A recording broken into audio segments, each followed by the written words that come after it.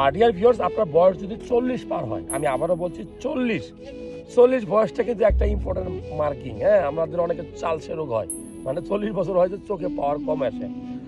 40 বছর বয়স যদি আপনার হয়, কয়েকটা গুরুত্বপূর্ণ টেস্ট করা উচিত। আপনি পুরুষ মানুষ হলে আপনার টেস্টোস্টেরন লেভেলটা দেখবেন। ইদানিং আপনার ভাবির প্রতি আকর্ষণ কম, মেজাজ খিটখিটে, মাসেলে ব্যথা করে, গিরায় গিরায় ব্যথা করে, চুল পাকা শুরু হয়েছে, তার মানে কি টেস্টোস্টেরন লেভেল কমা শুরু হয়েছে।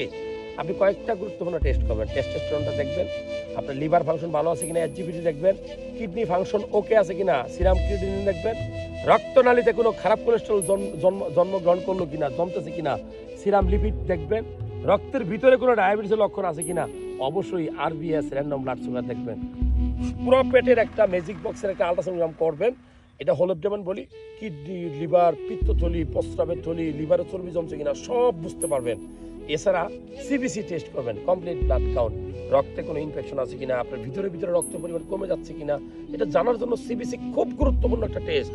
আর লাস্ট 1-150 টাকা একটা টেস্ট হলো প্রস্রাবের টেস্ট করবেন, ইউরিন আর এই রুটিন এক্সামিনেশন। এটা করলে সুবিধা কি, আপনার প্রস্রাবে কোনো ইনফেকশন আছে কিনা, কিডনিতে কোনো পাথরের লক্ষণ আছে কিনা, প্রস্রাবের সাথে প্রোটিন যাচ্ছে কিনা, সব ধারণা পাবেন। ভালো লাগলে এই তথ্যগুলো শেয়ার করবেন।